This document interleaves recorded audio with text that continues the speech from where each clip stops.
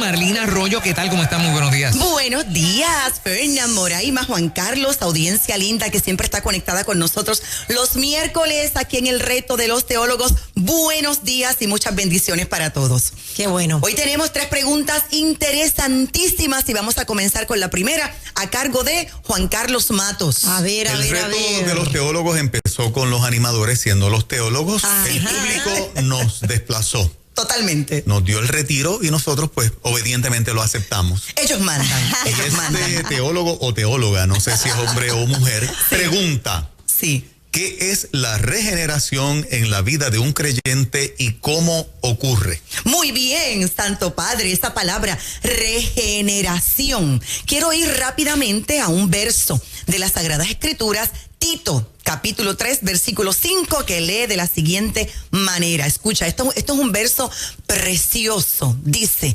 nos salvó, no por obras de justicia que nosotros hubiéramos hecho, sino por su misericordia, por el lavamiento de la regeneración y por la renovación del Espíritu Santo. ¿Por qué digo que este es un verso precioso? Porque dice, nos salvó, no por obras, y si hubiese sido por obras, nosotros hubiésemos cumplido con el requisito. Es decir, si hay que hacer algo para la salvación, sin duda, nosotros lo hubiésemos hecho. Pero no es por obras, sino por su misericordia, por el lavamiento, y aquí está la palabra, de la regeneración y por la renovación del Espíritu Santo. Así que es obligatorio definir la palabra regeneración. ¿Qué es eso? Es el proceso por el cual Dios le imparte al pecador creyente una nueva naturaleza por medio de un segundo nacimiento, por medio de un renacer. Juan capítulo 3, versículo 3, dice la palabra del Señor. Respondió Jesús y le dijo, paréntesis, ¿a quién le dijo? Se lo dijo a Nicodemo. Cierro paréntesis y continúo. De cierto te digo, que el que no naciere de nuevo no puede ver el reino de Dios. Quiero leerte otro verso, aparece en Juan capítulo 1, versos 12 y 13, dice, mas a todos los que les recibieron, a los que creen en su nombre, les dio potestad de ser hechos hijos de Dios, los cuales no son engendrados de sangre, ni de voluntad de carne, ni de voluntad de varón, sino de Dios. Y voy a darte un versículo más que es importante en este tema de la regeneración.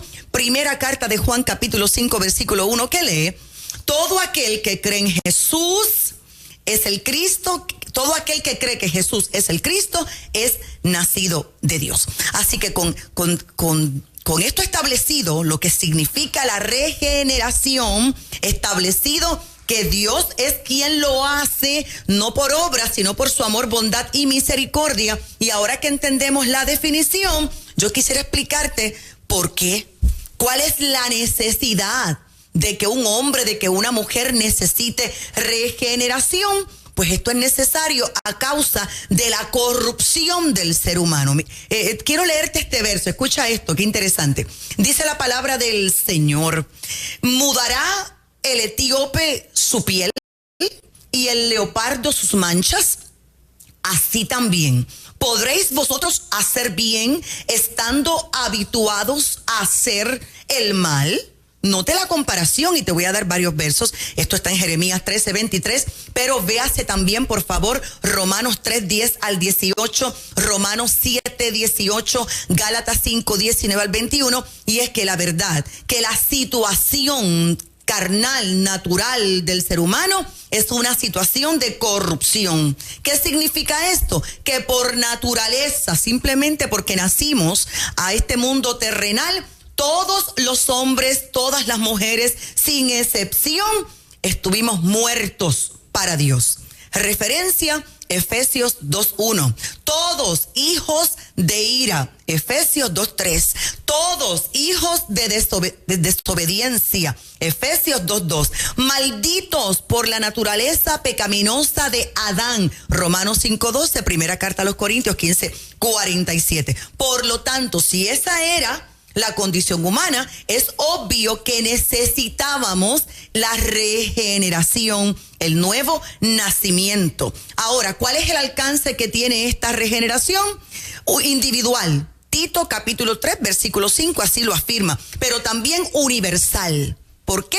Porque el plan de redención no solamente fue para el carácter individual, sino para toda la naturaleza misma. Es por eso que cuando estudiamos el milenio, allí vamos a ver todos redimidos, hasta los animales irracionales también redimidos. Lea de asignación Mateo 19, 28. Ahora, en medio de la regeneración, y esto es sumamente importante, hay unos factores esenciales que Dios utiliza para que todo pecador experimente la redención, el renacimiento, ser nueva criatura. Ahora, número 1 es la palabra. La importancia de la palabra de Dios. Escúcheme bien, todos los dones son maravillosos. El don de milagros, el don de ciencia, el don de profecía, todos los dones son maravillosos. Pero nada, absolutamente nada, como el poder de la palabra. Nosotros siempre vamos a caminar seguros por la palabra de Dios. Un milagro, el hecho de que tú veas un milagro, eso no te regenera. Eso no te hace nacer de nuevo. El hecho de que alguien te profetice, eso tampoco te hace nacer de nuevo. El hecho de que haya ciertos talentos, no te hace nacer de nuevo. La palabra, cuando nosotros escuchamos esa palabra, es un rema, es una revelación que Dios permite en nosotros por la palabra, quedamos embarazados de Cristo. Puede leer de asignación, me gusta darte mucha Biblia, Juan 3:5, Efesios 5:26, Tito 3:5, Santiago 1:18. Así que el elemento esencial aquí para nacer de nuevo es la palabra de Dios. Número 2, y este ha sido un poco debatido, pero yo te lo voy a probar rápido en breves minutos. Dios usa a la gente. Dios usa a los hombres de Dios. Dios usa sus herramientas. Dios usa a las mujeres de Dios. Rapidito, Gálatas 4:19, Filipenses 1:10. Y número 3, por supuesto, el Espíritu Santo de Dios. Juan 3:5, Juan 6:1. Y estos 3 factores esenciales no pueden ser tomados a la ligera. No, porque desde Adán nadie se ha salvado sin estos elementos esenciales. Acabo de decirte que el más debatido es el hecho de que un hombre, de que una mujer sea utilizado en el proceso de renacimiento de otra persona. Porque hay quien dice, no, mi experiencia fue única y personal con Dios y ninguna persona, ningún ser humano estuvo en el proceso. Sin embargo, aunque tú simplemente te hayas encontrado un tratado en el piso y Dios haya utilizado ese tratado, ese documento, ¿verdad? Allí hay gente envuelta, alguien lo escribió, alguien lo imprimió, alguien lo distribuyó, alguien lo colocó allí. Por lo tanto, yo quiero decir que de la misma manera que para poder entrar a este mundo terrenal, el Dios del cielo utiliza seres humanos, utilizó una mamá y utilizó un papá, también Dios utiliza instrumentos humanos para el renacimiento de una persona. Alguien es ganador de almas, alguien predica, alguien evangeliza, alguien escucha la canción, alguien está conectado a la radio y de repente Dios utiliza a alguien para que la palabra llegue y ocurra el nuevo nacimiento. Y a causa del tiempo, tengo que ser breve porque tengo dos respuestas más que darte, pero simplemente quiero decirte que vemos regeneración en el Antiguo Testamento y en el Nuevo Testamento. La más impactante posiblemente del Antiguo Testamento fue la conversión de Manasés. Dios santo, el rey Manasés, lea la historia en el segundo libro de Reyes, capítulo 21, versos 1 al 18. El 14º soberano de Judea, Dios mío, posiblemente uno de los peores reyes. Tantas cosas feas que ocurrieron en la vida de este hombre. Duró 2 reinos, 55 años. Tuvo un padre piadoso, Ezequías, nieto de Josías, que Josías fue el mejor rey de todos. Un rey malvado, pero que antes de morir recibió el mensaje y hubo regeneración en su vida. Hablo de conversión. Y el más impactante del Nuevo Testamento, ¿qué te parece? Saulo de Tarso, conocido hoy como el apóstol Pablo. Así que eso es regeneración nacer de nuevo, y ocurre por el poder de la palabra del Espíritu Santo de Dios, y Dios utiliza a hombres y mujeres para provocarlo aquí en la tierra. Aleluya. Amén. El reto de los teólogos. Tremenda Santo respuesta. Jesús. Emocionante, Amén. ¿verdad? No, demasiado emocionante. Ser poderoso. ganadores de almas. Vamos contigo, Fernando. Bueno, esta persona quiere saber, dice, pastora, lo que pasa es que la Biblia habla de falsos maestros, pero ¿cómo se identifican? Inhalamos y exhalamos. Muy buena pregunta. Yo te lo estoy diciendo, que las preguntas cada día son más fuertecitas, te lo estoy diciendo. Bueno, yo tengo muchos pasajes de la Biblia, ¿verdad?, para evidenciar que ciertamente las Sagradas Escrituras hablan de falsos maestros. No solamente falsos maestros, habla de falsos apóstoles, habla de falsos profetas, habla de todo esto. Hasta el día de hoy, yo, Marlene Arroyo, no he encontrado falso evangelista. Hasta el día de hoy, fíjate, porque creo que alguien que evangeliza se ocupa por conducir una persona a Jesucristo. Ese es su único objetivo y no hay falsedad en eso. Pero sí existe la apostasía, y sí la Biblia habla de falsos maestros. La pregunta es interesante, ¿cómo los identifico? Voy a darte mucha Biblia. Mateo 7, 15 al 23, Mateo 24, 11, segunda carta a los Corintios 11, 13 al 15, primera carta de Timoteo 4, 1 al 2. Lee todo eso de asignación. Todas estas personas, todos estos hombres que aparecen en estos versos bíblicos y muchos más, son considerados apóstatas. ¿Qué es un apóstata? Es alguien que ha recibido la luz, pero no la vida. Es alguien que sí sabe algo de la palabra de Dios, pero es solamente logo, porque no conoce al Dios de la palabra. Es una persona que se niega a aceptar aún mentalmente las grandes verdades, las verdades absolutas que existen en la palabra del Señor. Y su descripción y los hechos de los falsos maestros o apóstatas son comunes. Por ejemplo, número 1, la Biblia dice en Mateo 7:15, Hechos 20:29, que es un lobo cruel y rapaz, pero vestidito de oveja. Dice la palabra del Señor, puede leer Hechos 20:29, que realmente se levanta en contra de lo que es verdadero, de las verdaderas ovejas. Dice Mateo 24:11, pendiente, que engañan a muchos con grandes señales y maravillas. Recuerde que una señal, un prodigio, una maravilla,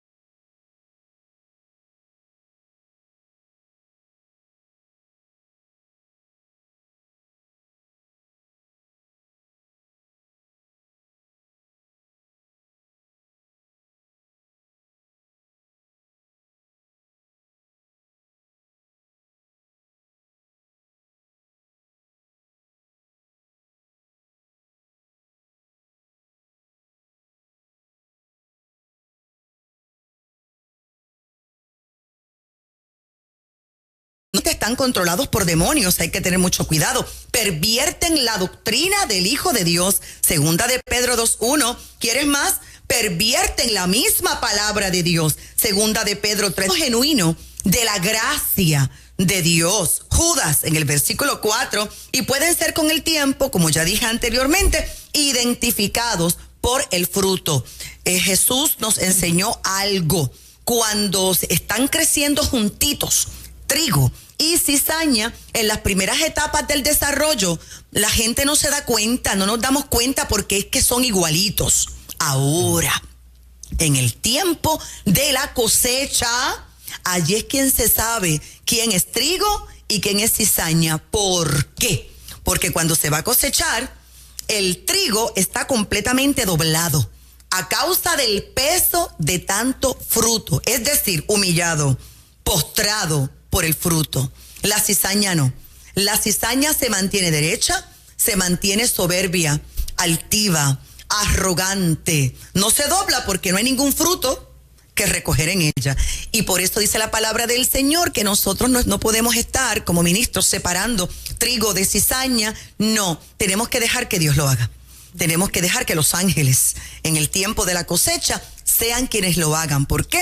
Porque trigo y cizaña regularmente están juntitos por diferentes razones. Por lazos familiares, por amistad, por compromisos de trabajo, por tantas cosas. Pero por el fruto los conoceréis. Cuidado con los falsos maestros.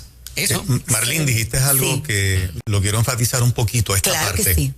Dijiste que una característica del falso maestro es que también puede haber en su ministerio señales y prodigios. Claro que sí, dones. Si hay algo que confunde a la gente, porque inmediatamente un milagro se atribuye al poder de Jesucristo, al Espíritu Santo, y es bueno que el creyente sepa que los milagros o los prodigios no es exclusivo de Dios cuando dejas de tener el paquete completo de la enseñanza. Exactamente. Apocalipsis dice que el anticristo se manifestará con señales, milagros y prodigios y mucha gente será engañada. Y esto es importante, Juan Carlos. Demasiado importante. Porque hay gente que se mueve porque acá hay un don, porque acá hay una señal, porque acá pasó algo sobrenatural. Van detrás de las señales. Exactamente.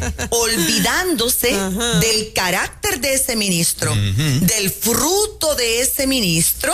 Y la palabra del Señor dice claramente cuáles deben ser los frutos de ese ministro. Al final casi siempre he visto consistentemente que una doctrina falsa nunca enseña de manera categórica el señorío de Jesucristo.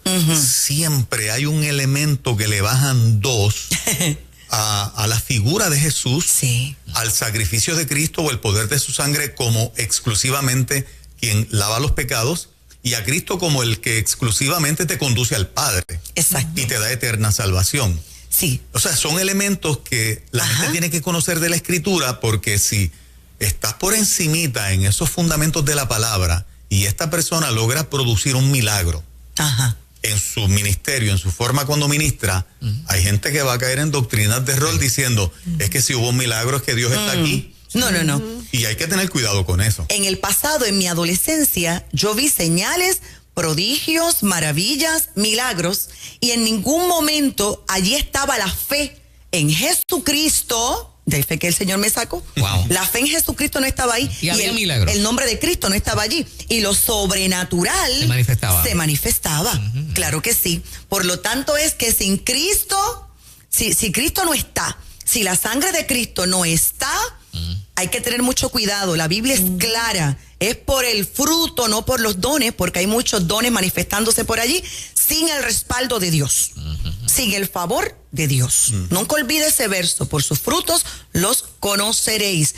Un maestro se distingue por el fruto y por el mensaje de Jesús. Así rapidito, yo he tenido muchos mentores lindos en este caminar, y cuando yo cantaba, que me dedicaba únicamente a cantar, un día Raúl Burgos, que está en la presencia del Señor, yo quería adquirir algunos temas de él. Y en el peaje de Ponce, allí en el banquito, se sentó Raúl Burgos con su guitarra para cantarme las canciones que él estaba poniendo en mis manos para que yo las grabara. Y una de las cosas que Raúl Burgos me dijo ese día, y nunca lo voy a olvidar: mira, Marlene, las canciones que son para Cristo tienen que tener el nombre de Cristo, tienen que tener sangre, tienen que tener cruz. Si esos elementos no están en la canción, no me digas que es cristiana. Así me dijo Raúl Burgos. Me dijo Raúl. En aquel tiempo. Y yo lo aprendí. Yo lo aprendí. Wow. Tremendo. Eso es. Ok, la última pregunta que te envían dice: he escuchado que Cristo estuvo presente en la tierra en el Antiguo Testamento. ¿De ser así, cuándo y dónde apareció? Tienes un ratito para ir a la pausa y venir con calma. Claro, venimos con calma. Regresamos con la Gracias, respuesta. claro que seguro. sí. Usted no se vaya.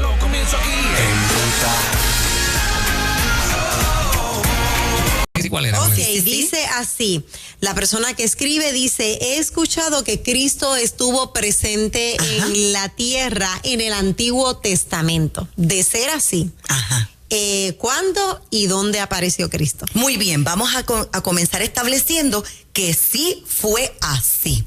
Jesús no, pero Cristo sí. Te explico, porque Jesús fue desde Belén, el cuerpo, el hombre, y Cristo estaba dentro del cuerpo de Jesús. Te explico. Jesús murió en la cruz del Calvario, pero Cristo nunca murió.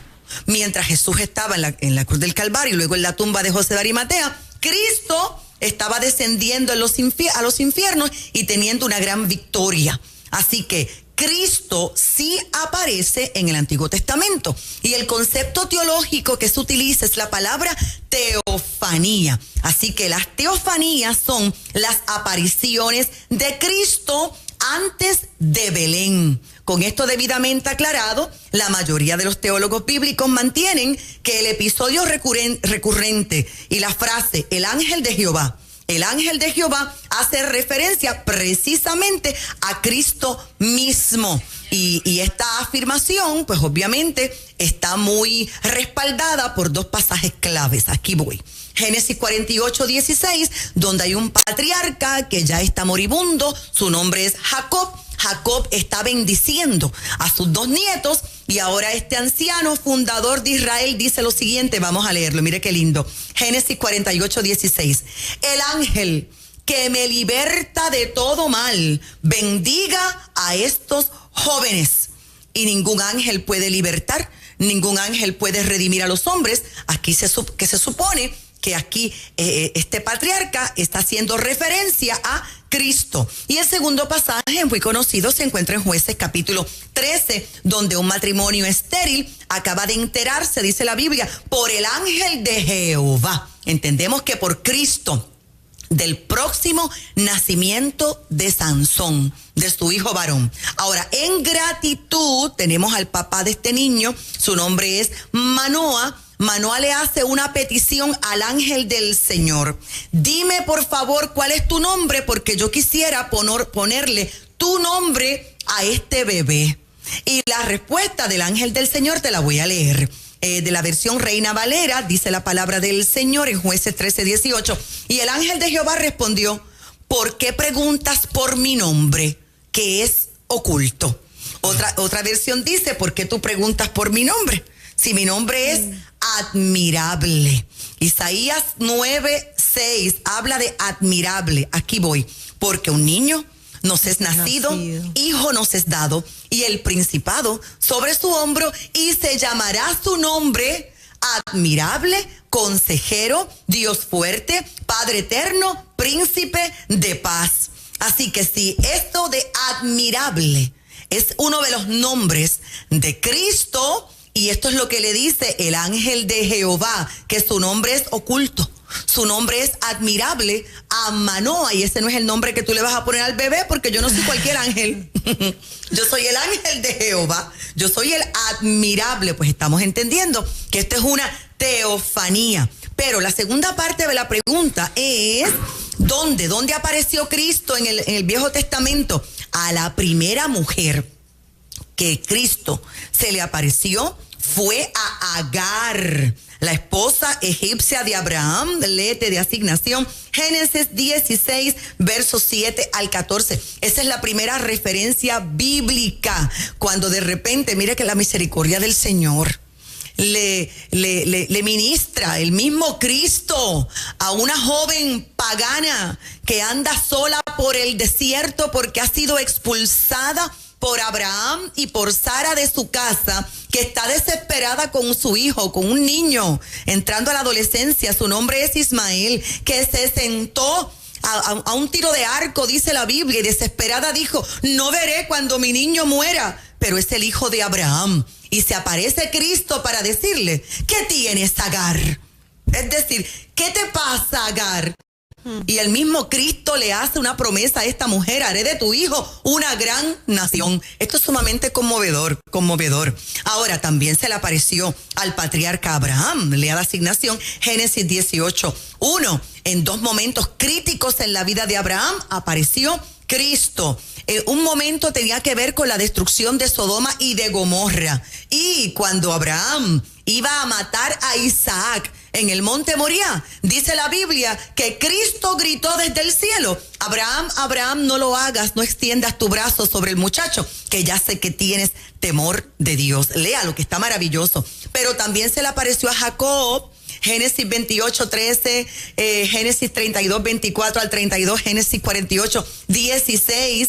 Y esto aquí es tremendo, porque dice que Jacob luchó con el ángel. En Génesis 32, el mismo que vio 20 años atrás, el mismo que le habló cuando los cielos se abrieron y cuando hubo una escalera con ángeles que suben y ángeles que bajan, Jacob también experimentó una teofanía. ¿Sabes a quién también se le apareció? A Moisés. Y la primera vez que se le apareció a Moisés fue cerca de la montaña. Léalo de asignación, Éxodo 3, 4 al 5. La segunda ocasión que se le apareció aparece en Éxodo 23, 30, encima de la montaña. Y también en Éxodo 33, 22. Se le apareció nada más y nada menos que a Josué.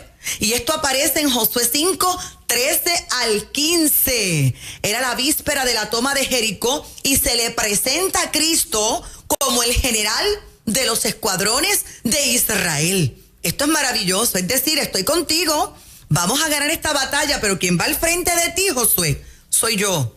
Se le apareció a Gedeón cuando Gedeón se sentía débil, cuando Gedeón se preguntaba ¿dónde está el Dios que hablaban sus padres, el Dios de Israel? Cuando los enemigos estaban maltratando a la nación, Cristo se le aparece a Gedeón para convertirlo en libertador de la nación. Como ya te mencioné, la teofanía de los padres de Sansón. ¿Sabes a quién también se le apareció? Al profeta Isaías. Léalo. Isaías capítulo 6, versos 1 al 13. ¿Sabes a quién también se le apareció? ¿Recuerdas a los 3 jóvenes que entraron al horno de fuego? ¿Recuerdas cuando el rey dijo, pero cuántos echamos? 3. ¿Pero qué pasó? Yo veo 4.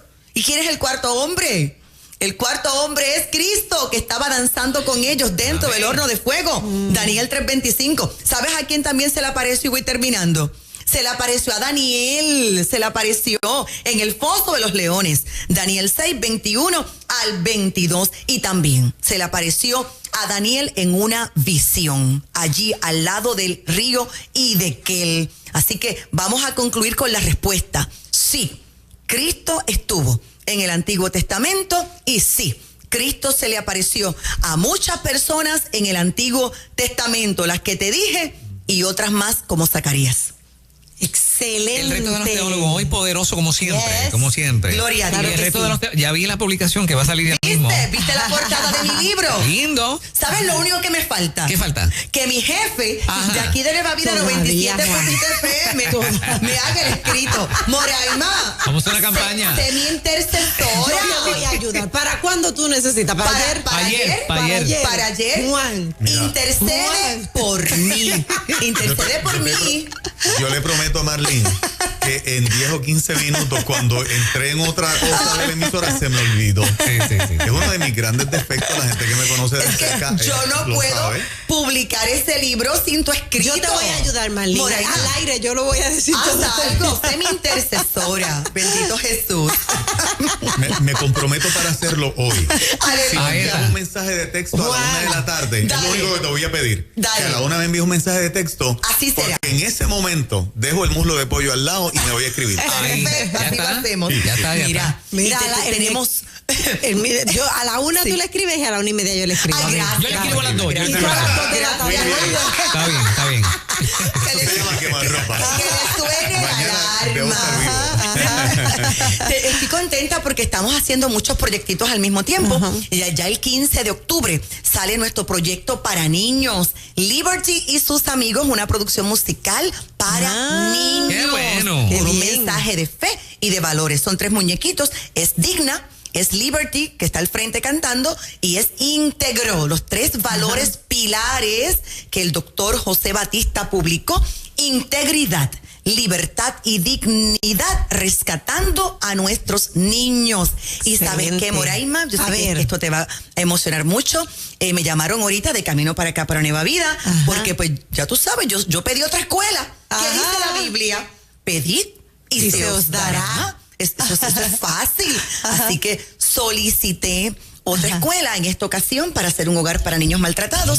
Y hoy recibí la buena de que ya tenemos el endoso, así que ore por nosotros, porque antes que termine este año queremos estar cortando la cinta de este nuevo hogar para niños maltratados. Todo esto que estamos haciendo responde a una palabra que Dios nos dio. Todo lo que hagas por los niños y por los jóvenes, te lo voy a respaldar. Muy bien. Así que recuerda que estamos en Ponce. Pastoreamos Ciudad de Avivamiento. Esta noche hay clase, 7:30 de la noche. Domingos, 9:30 de la mañana. Y este fin de semana estará con nosotros el profeta Samuel Arroyo. Viernes, sábado y domingo. Llámanos. 787-644-2544, 644-2544. Excelente. Muchas bendiciones, Gracias. Marlene. Adelante. Pastora Marlene Arroyo.